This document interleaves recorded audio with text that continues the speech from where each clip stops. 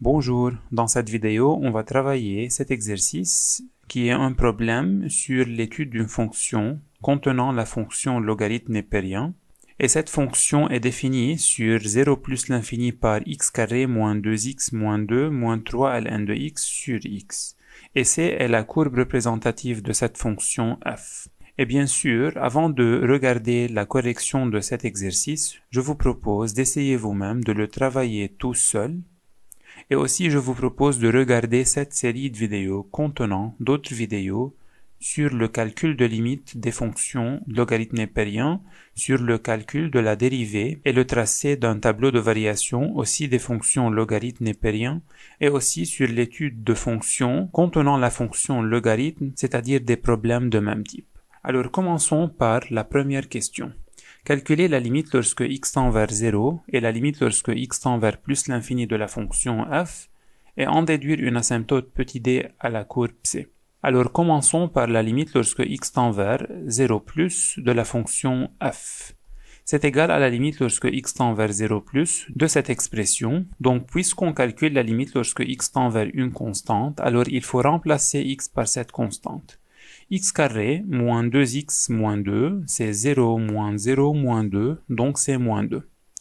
Moins 3 fois la limite lorsque x tend vers 0 plus de ln de x, car la fonction logarithme népérien n'est pas définie en 0. Donc la limite lorsque x tend vers 0 plus de la fonction ln est moins l'infini, donc moins 3 fois moins l'infini, et au dénominateur on a 0 plus. Donc au numérateur on a moins 3 fois moins l'infini, alors c'est plus l'infini, et bien sûr moins 2 est négligeable devant le plus l'infini, sur 0 plus, et bien sûr n'importe quoi sur 0 plus ou moins nous donne infini, et dans ce cas, puisque le numérateur et le dénominateur sont de même signe, alors la limite est plus l'infini.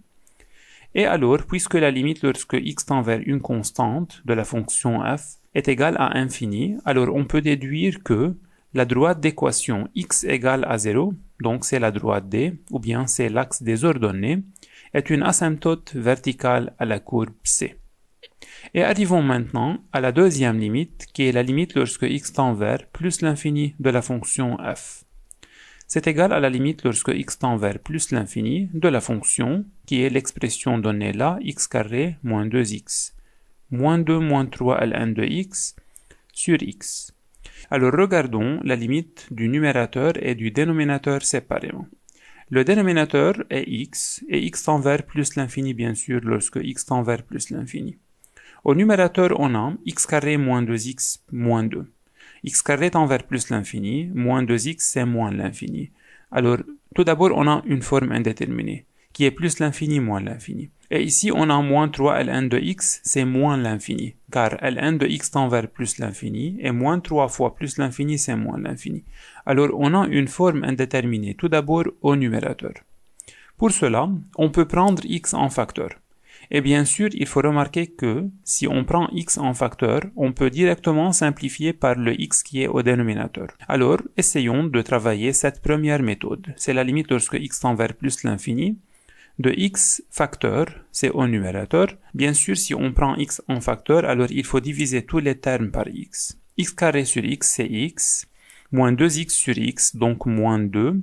Moins 2 sur x. Et finalement, moins 3 ln de x sur x. C'est au numérateur. Et au dénominateur, on a x. Alors simplifions avant de calculer la limite. Donc on a obtenu la limite lorsque x tend vers plus l'infini, de x moins 2 sur x moins 3 ln de x sur x. Alors, c'est la limite de cette somme. Tout d'abord, le premier terme est x, et x tend vers plus l'infini. Le deuxième terme, c'est moins 2, donc moins 2.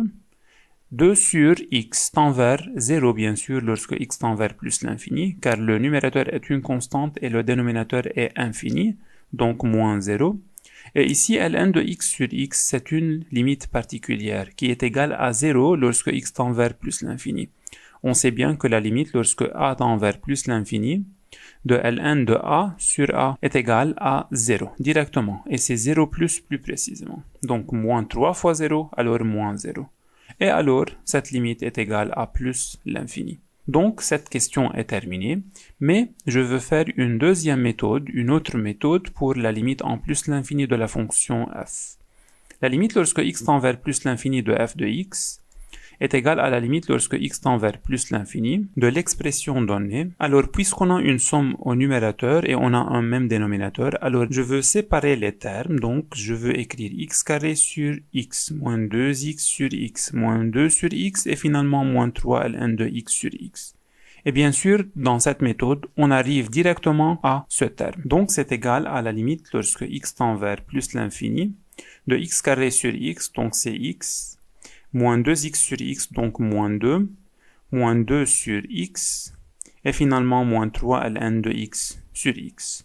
Et bien sûr, même raisonnement, c'est égal à plus l'infini. Donc c'est une autre méthode ou bien un autre raisonnement pour calculer la limite ou bien pour modifier l'écriture de l'expression donnée. Alors, la limite en 0 de la fonction f est égale à plus l'infini et la limite en plus l'infini de la fonction f est égale à plus l'infini. Et arrivons maintenant à la deuxième question. Montrer que la droite D d'équation y égale x moins 2 est une asymptote à C, puis déterminer le point d'intersection de C et D. Cette droite est une droite oblique, donc il faut démontrer que cette asymptote est une asymptote oblique, bien sûr en plus l'infini. Car la limite en plus l'infini est égale à plus l'infini. Alors l'asymptote oblique est en plus l'infini. Donc c'est égal à la limite lorsque x tend vers plus l'infini de f de x moins y de d. Il faut calculer cette limite et il faut que cette limite soit égale à 0.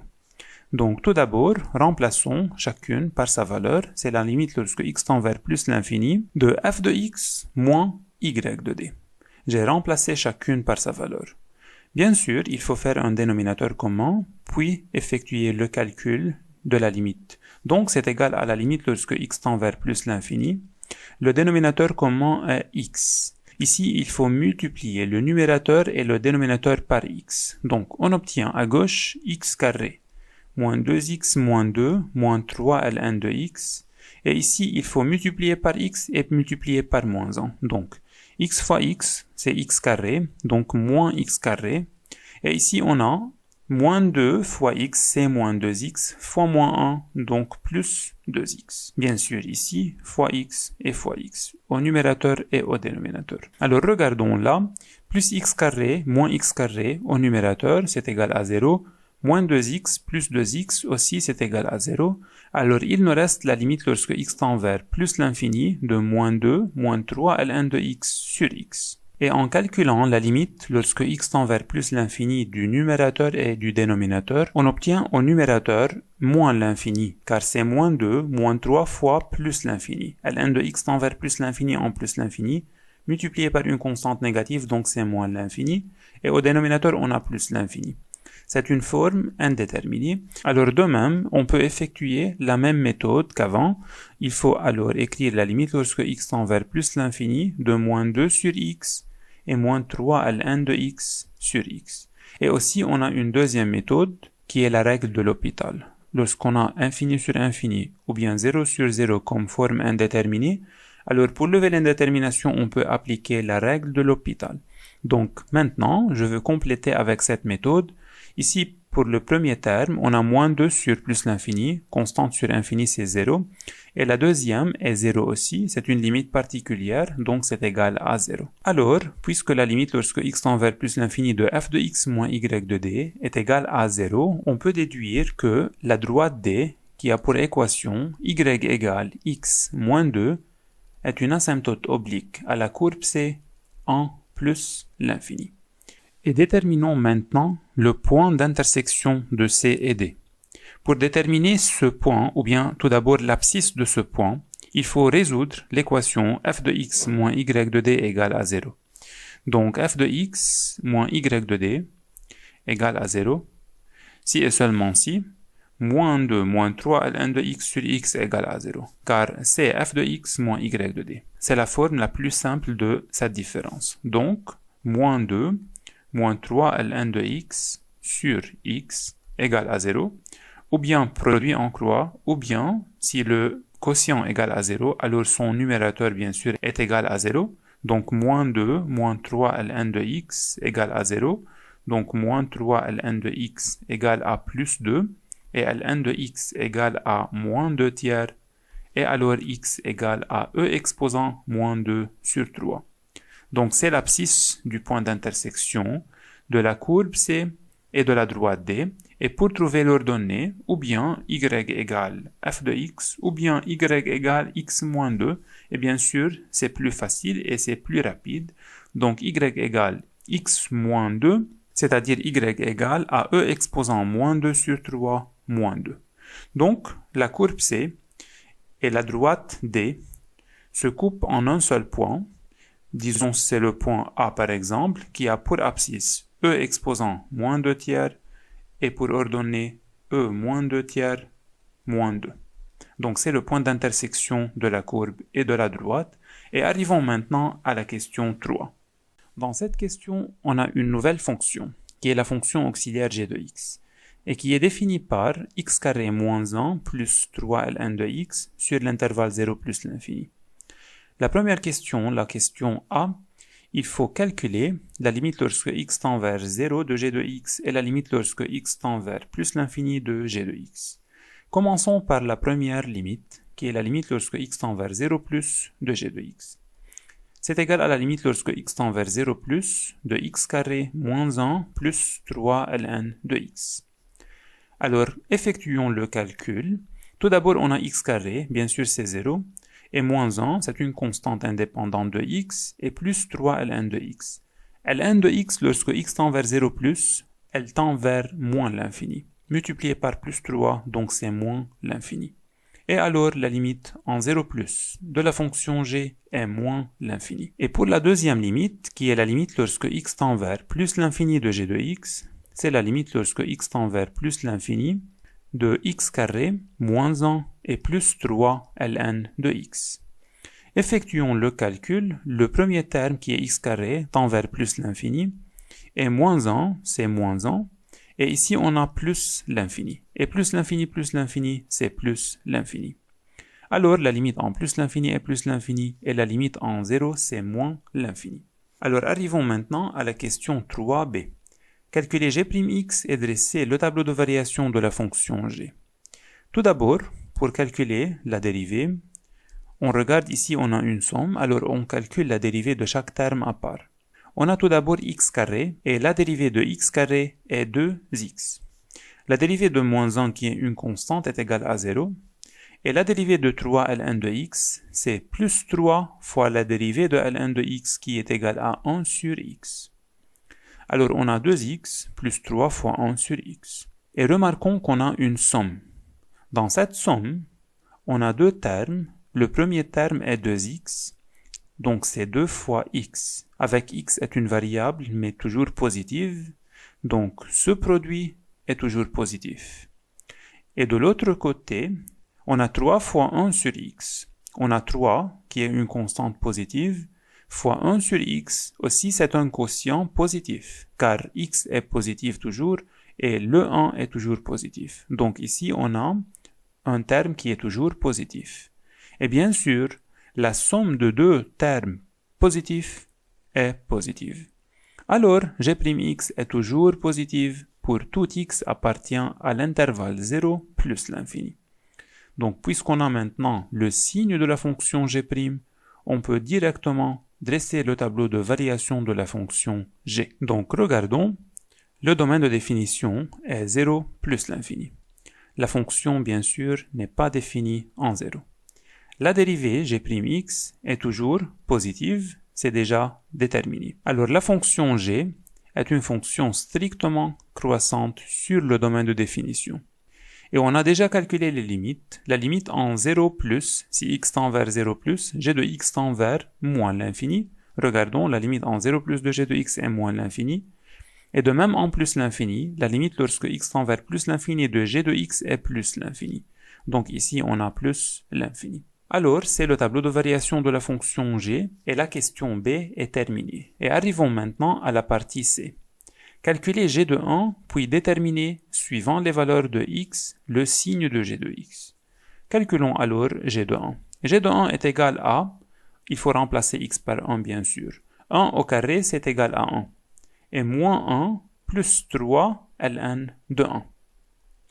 Plus 1 moins 1 c'est égal à 0. Et bien sûr plus 3 fois ln de 1. ln de 1 est égal à 0. Donc plus 0. Alors g de 1 est égal à 0. Donc maintenant, pour déterminer le signe de g de x, donc il faut regarder ici.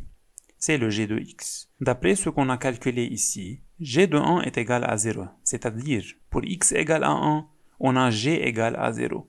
Donc pour x égale à 1, on a g est égal à 0. Donc, maintenant, d'après ce qu'on a mis là, on peut déterminer le signe de g. Il faut remarquer que, tout d'abord, lorsque x appartient à 0, 1, la fonction g est croissante de moins l'infini, alors la fonction g était négative, et elle est croissante jusqu'à cette valeur, qui est 0.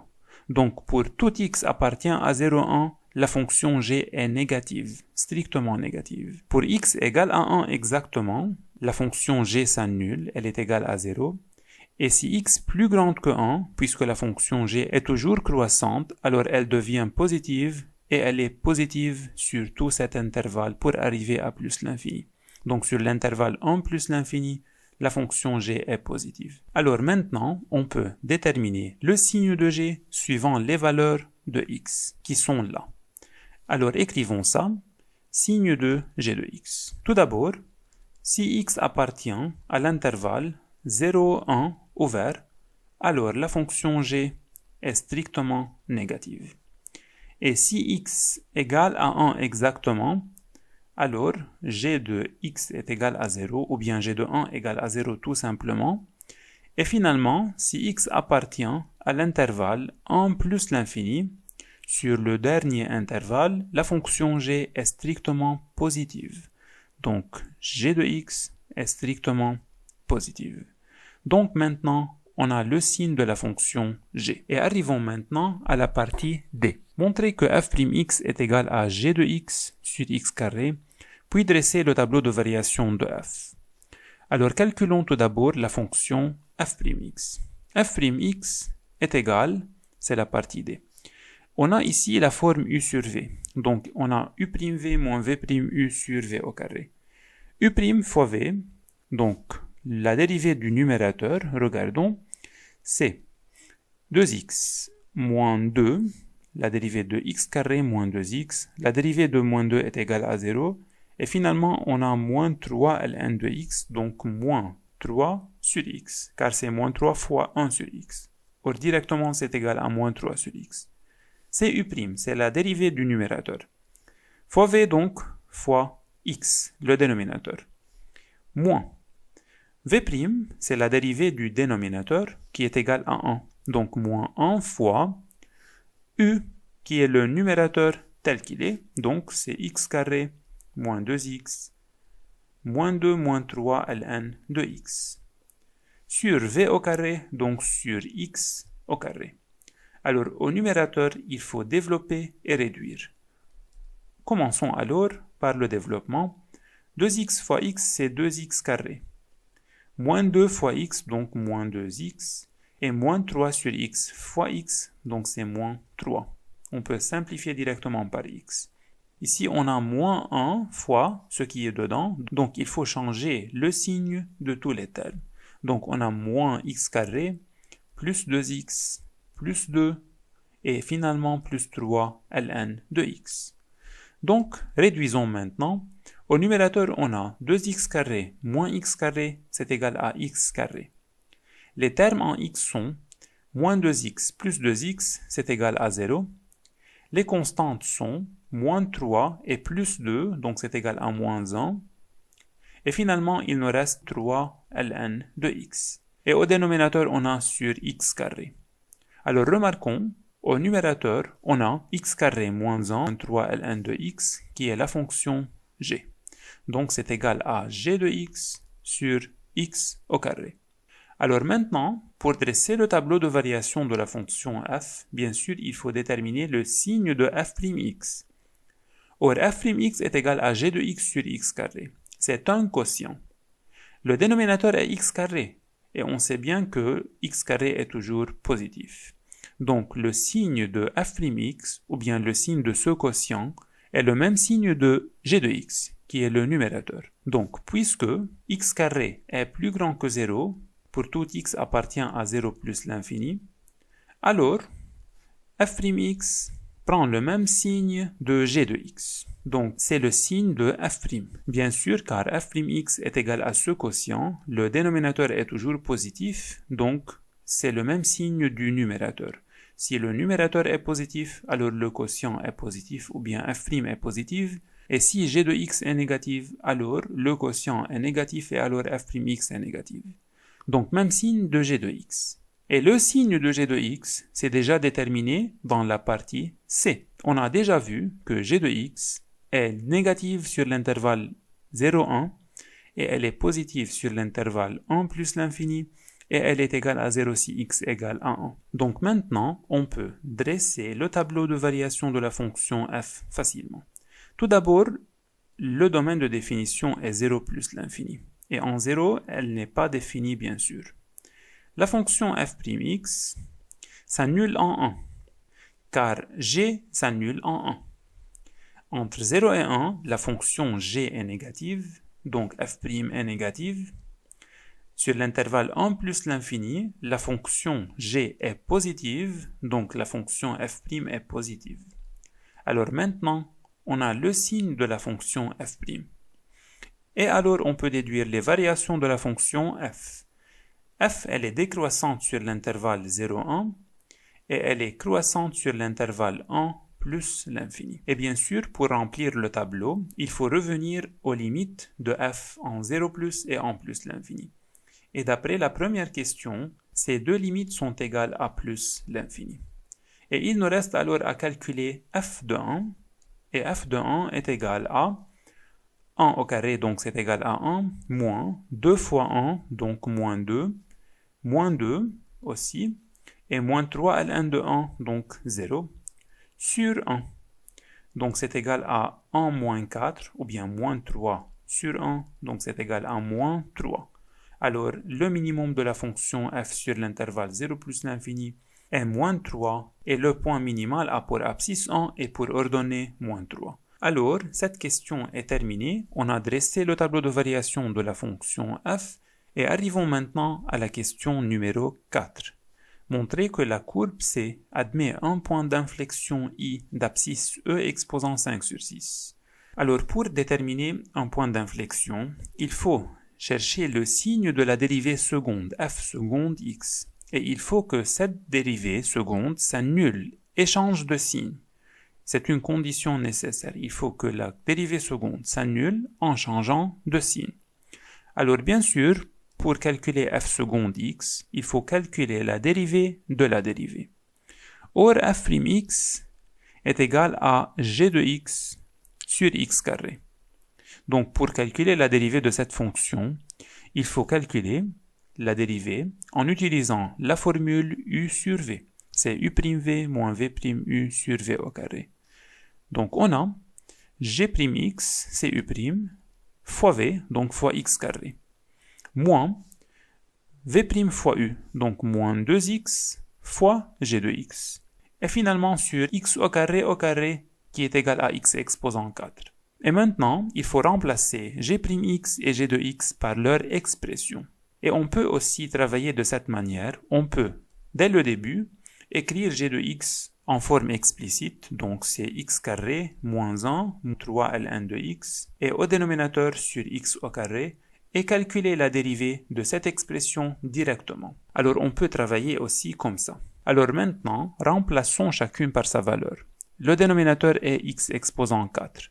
Au numérateur, on a g'x fois x carré. G'x est égal à 2x et plus 3 sur x. Fois x carré, donc fois x au carré, moins 2x fois g de x qui est égal à x carré, moins 1 et plus 3 ln de x. Alors, c'est l'expression de la dérivée seconde et développons puis réduisons au numérateur. Tout d'abord, on a 2x fois x carré, c'est égal à 2x exposant 3, Plus 3 sur x fois x carré, donc c'est égal à plus 3x. Il faut simplifier par x au numérateur et au dénominateur. Ici, on a moins 2x fois tout ce qui est dedans.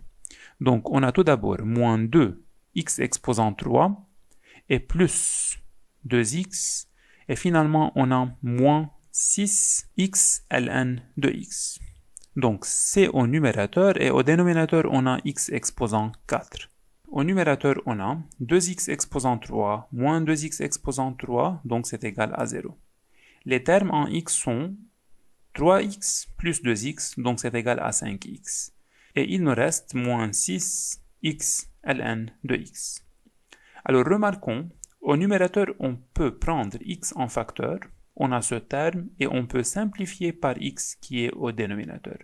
Donc c'est égal à x facteur 5 moins 6 ln de x sur x exposant 4. Alors en simplifiant par x, il nous reste au dénominateur x exposant 3 seulement, donc l'expression de la dérivée seconde est 5 moins 6 ln de x sur x exposant 3. Alors, c'est la dérivée seconde, et maintenant, il faut déterminer le signe de ce quotient, ou bien le signe de f seconde x. Remarquons, au dénominateur, on a x exposant 3, et bien sûr, sur notre domaine de définition, x exposant 3 est toujours positif. Donc ce terme est toujours positif, alors c'est le même signe du numérateur, qui est 5 moins 6 ln de x et qui ne garde pas un signe constant. Alors il faut déterminer le signe de 5 moins 6 ln de x. Donc regardons, pour déterminer le signe de 5 moins 6 ln de x, il faut résoudre une inéquation. Et cette inéquation est 5 moins 6 ln de x plus grand ou égal à 0. Donc il faut chercher pour quelle valeur de x 5 moins 6 ln de x est plus grande ou égale à 0. Donc, moins 6 ln de x, bien sûr en retranchant 5 à droite et à gauche, plus grand ou égal à moins 5. Divisons par moins 6 à droite et à gauche, et en divisant par une constante négative, bien sûr l'inégalité change. Alors il nous reste ln de x à gauche, et à droite, on obtient 5 sur 6 directement, et le plus grand devient plus petit ou égal.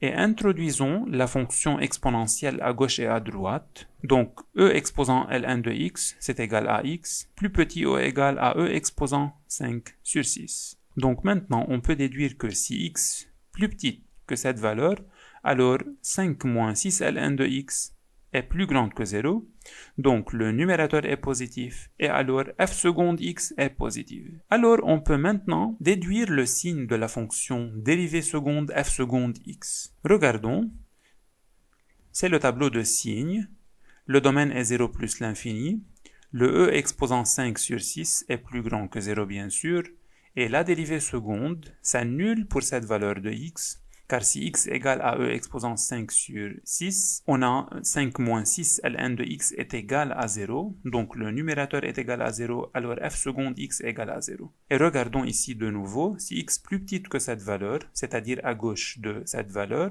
ce terme est positif, donc c'est positif, et de l'autre côté, bien sûr, c'est négatif. On peut la déduire directement, c'est le signe contraire, ou bien on peut résoudre une deuxième inéquation qui est 5 moins 6 ln de x plus petite que 0. Et bien sûr, on va arriver à x plus grand que e exposant 5 sur 6, c'est-à-dire de l'autre côté. Donc, la dérivée seconde s'annule pour x égale à e exposant 5 sur 6 en changeant de signe. Donc, on peut déduire directement que la courbe C admet un point d'inflexion I qui a pour abscisse x égale à e exposant 5 sur 6. Et bien sûr, l'ordonnée est f de e exposant 5 sur 6, car le point d'inflexion est un point appartenant à la courbe de la fonction f. Donc, l'ordonnée de ce point est f de l'abscisse de ce point. Donc, f de e exposant 5 sur 6. Et arrivons maintenant à la question numéro 5. Montrez que l'équation f de x égale à 0 admet sur 0, 1 une unique solution alpha et vérifiez que alpha est entre 0,4 et 0,5. Puis montrez que l'équation f de x égale à 0 admet sur l'intervalle 1 plus l'infini une solution unique bêta et vérifiez que bêta est entre 3,6 et 3,7. Alors il faut utiliser le tableau de variation de la fonction f pour répondre à cette question. Regardons tout d'abord la première partie de la question, qui est avant celui-ci. Montrer que f de x égale à 0 admet sur l'intervalle 0,1. Donc ici, on travaille seulement sur cet intervalle. Il faut montrer que sur cet intervalle, la fonction f s'annule une seule fois. Donc c'est la première partie de la question. Et il faut vérifier que cette solution alpha est entre 0,4 et 0,5. Alors regardons comment on peut déduire que la fonction f s'annule une seule fois. Sur cet intervalle, sur l'intervalle 0,1, la fonction f est strictement décroissante. Et en plus, elle est continue, car on travaille dans le domaine de définition. Et elle est décroissante en plus de plus l'infini, qui est quelque chose de positif strictement, et elle arrive à moins 3, qui est quelque chose de négatif. Alors bien sûr, en allant du positif au négatif, d'une façon continue, la fonction doit s'annuler une seule fois, et cette valeur, là où la fonction s'annule, est nommée alpha. Donc alpha est la solution de l'équation f de x égale à 0 sur l'intervalle 0,1. Et bien sûr, il faut écrire ça. On commence donc sur l'intervalle 0,1. La fonction f est continue, est strictement décroissante, et elle est décroissante de plus l'infini à moins 3. Donc de plus l'infini, qui est quelque chose de positif, à moins 3, qui est quelque chose de négatif. Alors, d'après le corollaire du théorème des valeurs intermédiaires, on peut déduire que f de x égale à 0, ou bien cette équation, admet une solution unique alpha. Alors, on a répondu à la première partie de la question. Maintenant, pour vérifier que alpha est entre 0,4 et 0,5, il faut calculer f de 0,4 et f de 0,5 en utilisant la calculatrice, bien sûr. Et bien sûr, pour 0,4 qui est une valeur plus petite que alpha, il faut que la réponse de f soit positive, et en 0,5 qui est à droite, la réponse doit être négative. Donc, en utilisant la calculatrice, en plus, on a f de 0,4 est égal à 0,27, qui est une valeur positive. Et f de 0,5 est égal à moins 1,34, qui est une valeur négative. Et bien sûr, ces deux valeurs sont des valeurs approchées, non pas des valeurs exactes. Donc, puisque la première valeur est plus grande que 0 et la deuxième est plus petite que 0, alors on peut déduire que alpha est entre 0,4 et 0,5. Et maintenant, il faut raisonner de la même manière sur l'intervalle 1 plus l'infini. Regardons alors, sur l'intervalle 1 plus l'infini, qu'est-ce qu'on a? Ou bien comment la fonction est variée. Elle était moins 3, donc elle était négative. Et elle est croissante toujours, et strictement croissante, et elle arrive à plus l'infini. Donc elle passe de quelque part plus petit que 0 à quelque part plus grand que cette valeur 0. Donc bien sûr, la fonction f touche cette valeur et une seule fois, car la fonction est strictement croissante. Et la valeur de x, là où la fonction f s'annule, est nommée bêta.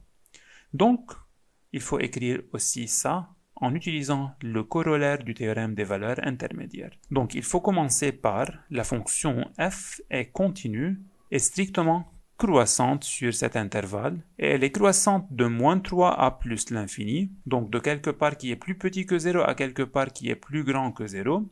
Alors, on peut déduire maintenant que f de x égale à 0 admet, sur cet intervalle, une solution unique nommée bêta. Et pour vérifier que bêta est entre 3,6 et 3,7, de même, il faut calculer f de 3,6 et f de 3,7. Donc, en plus, f de 3,6 est égal à moins 0,02, qui est une valeur négative. Et f de 3,7 est égal à 0,1, à peu près, bien sûr, donc c'est une valeur positive. Alors, on peut déduire que bêta est entre 3,6 et 3,7. D'où la fonction f s'annule deux fois pour x égale à alpha et pour x égale à bêta, avec des encadrements pour alpha et pour bêta. Et arrivons maintenant à la question 6, qui est tracée la droite D, la droite grande D et la courbe C finalement. Alors, il faut utiliser bien sûr le tableau de variation de la fonction, et c'est le tableau de variation de notre fonction. Alors, pour tracer la courbe, il faut commencer par les asymptotes, puis les extrémums, et après, il faut mettre les points particuliers, et enfin, il faut tracer la courbe C. Commençons par les asymptotes. On a deux asymptotes, la droite petit d et la droite grand D. La droite petit d est l'axe des ordonnées qui a pour équation x égale à 0. Donc c'est l'axe des ordonnées ou bien c'est la première asymptote à la courbe. La droite grand D est la droite qui a pour équation y égale x moins 2. Pour tracer cette droite, on a besoin de deux points. Alors, il faut prendre n'importe quelle valeur de x et il faut calculer les valeurs de y correspondant à chaque valeur de x. Pour x égale à 0, y égale à moins 2.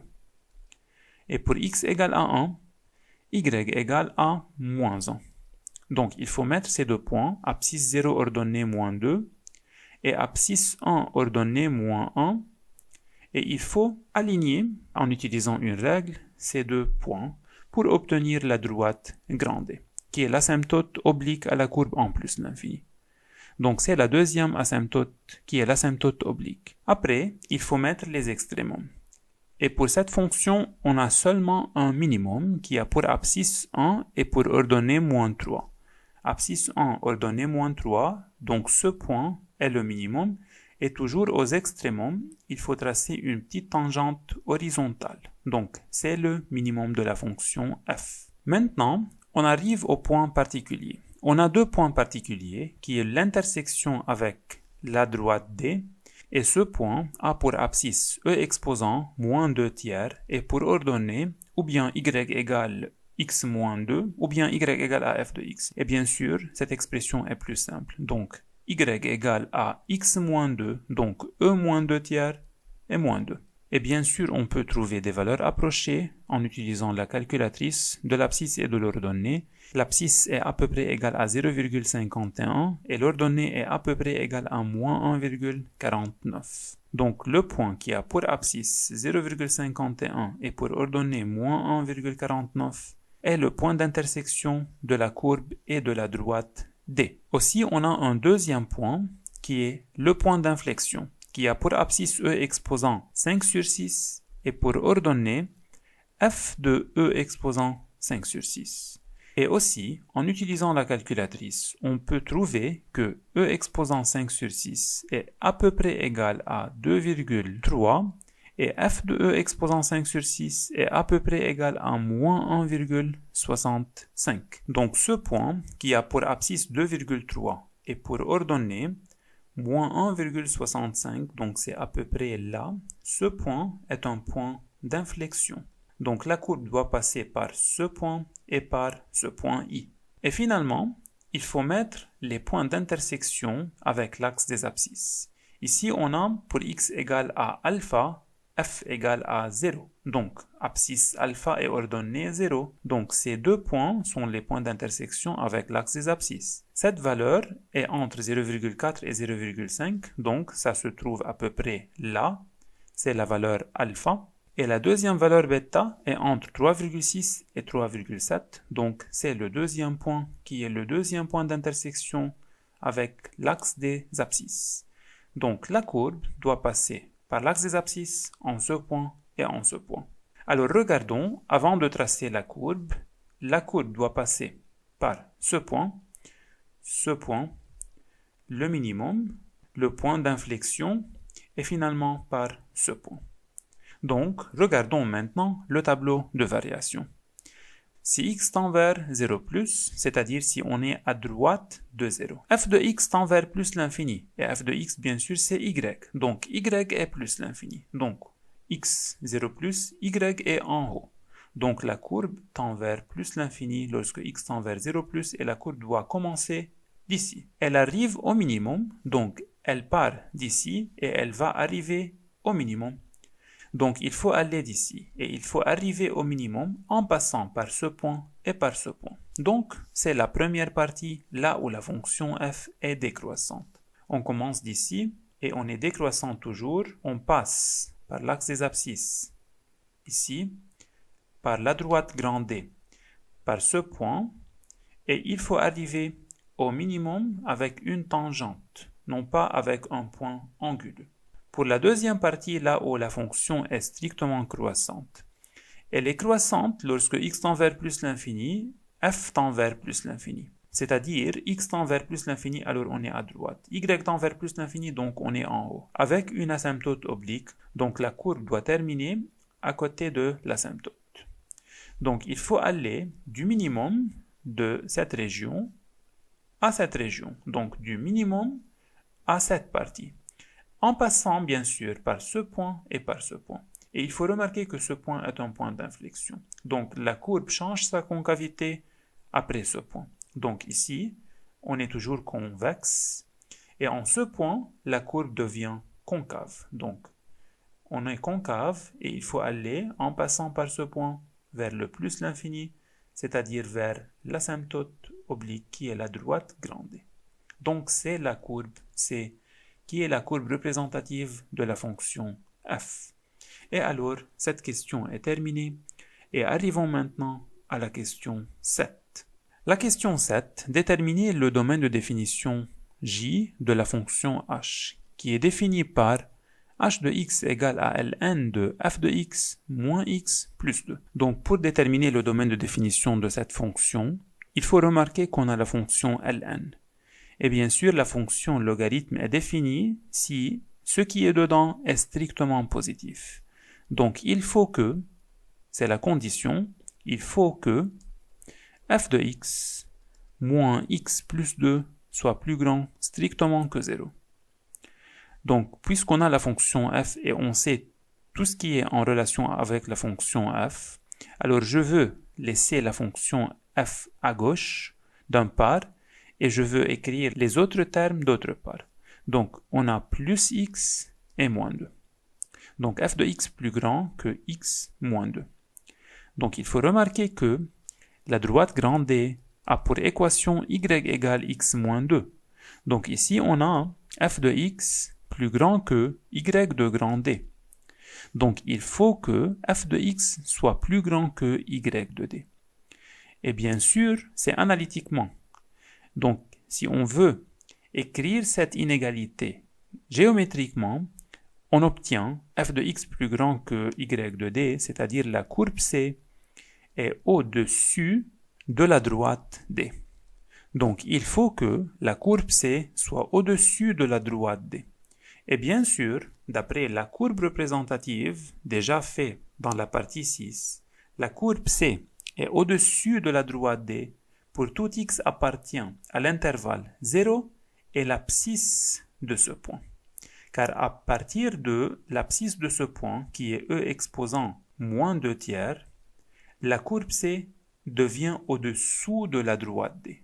Donc, le domaine de définition est la région là où la courbe C est au-dessus de la droite et la courbe C est au-dessus de la droite pour tout x appartient à 0, E exposant moins 2 tiers. Donc, on peut directement écrire x appartient à l'intervalle 0, E exposant moins 2 tiers, et bien sûr c'est ouvert, car il faut que la courbe soit au-dessus strictement. Donc, 0 moins 2 tiers est le domaine de définition de la fonction h. Et arrivons maintenant à la question 7b, qui est la dernière question dans ce problème. Et dans cette question, on va dresser le tableau de variation de la fonction h sur son domaine de définition. Alors bien sûr, dans cette question, x appartient à l'intervalle 0, E exposant moins 2 tiers. Et il faut déterminer le signe de la fonction h'x sur cet intervalle. Alors commençons par le calcul de la dérivée. H'x est égal à. Ici, on a ln de u. Et bien sûr, on sait bien que ln de u', la dérivée de ln de u, est u' sur u. Donc c'est égal à u', la dérivée de ce qui est dedans. Donc f'x moins 1, et la dérivée de 2 est égale à 0, sur u, donc sur f de x, moins x plus 2. Bien sûr, le u est toujours positif, car ce qui est dedans, sur cet intervalle, est toujours positif. C'est déjà fait. Donc, le dénominateur est toujours positif, alors même signe du numérateur. Il faut déterminer le signe de f'x moins 1. Alors, rappelons-nous du tableau de variation de la fonction f. C'est le tableau de variation de la fonction f, et c'est le signe de f'x sur le domaine qui est 0 plus l'infini.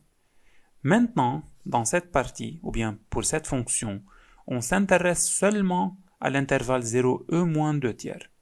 Et e moins 2 tiers se trouve là. C'est entre 0 et 1. Donc, c'est la valeur e moins 2 tiers. Donc, il faut travailler seulement sur cette partie de l'intervalle 0 plus l'infini. Donc, on travaille seulement sur l'intervalle 0 e moins 2 tiers. Et il faut remarquer que sur cet intervalle, la dérivée f'x est négative bien sûr, et maintenant on a f'x moins 1. Cette valeur est négative, et en retranchant 1 de cette valeur qui est négative, alors le numérateur est toujours négatif. Donc, puisqu'on a le numérateur est toujours négatif, et le dénominateur est toujours positif, alors on peut déduire que la fonction h'x est strictement négative. D'où h'x est négative, et alors la fonction h est strictement décroissante sur son domaine de définition qui est 0 e moins 2 tiers. Alors maintenant, et avant de dresser le tableau de variation, il faut calculer les limites aux bornes ouvertes du domaine de définition. Et commençons par la limite lorsque x tend vers 0 plus de h de x. Et c'est égal à la limite lorsque x tend vers 0 de ln de f de x moins x plus 2. On a ln de quelque chose. Il faut déterminer tout d'abord la limite de ce qui est dedans et après on déduit la limite de ln. Dedans, on a f de x moins x plus 2. La limite de f en 0 plus se trouve là. En 0 plus, f tend vers plus l'infini. Donc cette fonction tend vers plus l'infini. Et moins 0 plus 2, donc cette limite est égale à plus l'infini. Et alors ln de ce qui est dedans tend vers plus l'infini, car on a ln de quelque chose qui tend vers plus l'infini. Et bien sûr, on sait bien que la limite lorsque a tend vers plus l'infini, de ln de a est égale à plus l'infini. Donc, la limite en 0 plus de la fonction f est plus l'infini. Et calculons maintenant la limite lorsque x tend vers e exposant moins 2 tiers de la fonction h. C'est égal à la limite lorsque x tend vers e moins 2 tiers de ln de f de x moins x plus 2. Et bien sûr, pour être plus précis, ici on travaille à gauche de e moins 2 tiers, car il faut être dans le domaine de définition. Donc c'est la limite lorsque x tend vers e moins 2 tiers moins, non pas moins 2 tiers plus. Alors de même, il faut chercher la limite de ce qui est dedans pour déduire la limite de ln de ce qui est dedans. Dedans, on a f de x moins y de d. Et on sait bien que ces deux courbes coupent pour x égale à e moins 2 tiers. Donc, cette valeur est égale à 0. Et plus précisément, c'est 0 plus. Donc, la limite de ln de ce qui est dedans est égale à moins l'infini. Car on sait bien que la limite lorsque a tend vers 0 plus de ln de a est égale à moins l'infini. Donc, cette limite est égale à moins l'infini. Et maintenant, on a les limites. Donc, on peut dresser le tableau de variation de la fonction h sur le domaine de définition. Alors, ici, on a le domaine est 0, e moins 2 tiers. Et ici, c'est assuré. Aussi en 0, c'est assuré. La fonction h est strictement décroissante. La limite en 0 plus, c'est plus l'infini. Et la limite en e moins 2 tiers moins, c'est moins l'infini. Donc, c'est le tableau de variation de la fonction h sur son domaine de définition qui est l'intervalle 0, e moins 2 tiers. Et bien sûr, ici, il faut un peu écrire en détail. Donc, il faut vérifier que f de x moins y de d est 0 plus en e moins 2 tiers moins. On peut tout simplement dresser le tableau de signes de f de x moins y de d. On sait bien que pour x égale à e moins 2 tiers, cette différence est égale à 0 car on a un point d'intersection. Et si x appartient à 0 e moins 2 tiers, la courbe C est au-dessus de la droite, donc c'est positif ici. Et de l'autre côté, la courbe est au-dessous, donc c'est négatif. Ici, on calcule la limite lorsque x tend vers moins 2 tiers moins, donc on est à gauche de moins 2 tiers. Ici, c'est le e moins 2 tiers moins. Donc bien sûr, c'est clair que f de x moins y de d tend vers 0 plus, non pas 0 moins. Pour cela, ici, on a 0 plus, et pour cela, la limite de Ln de ce qui est dedans est moins l'infini. Donc, il faut un peu détailler ou bien vérifier ce qu'on a dit. De même ici, il faut vérifier en écrivant que f'x moins 1 est négative, en disant que f'x est négative et moins 1 est négative, donc leur somme, qui est f de x moins 1, est plus petite que 0. Et comme ça, ce problème est terminé.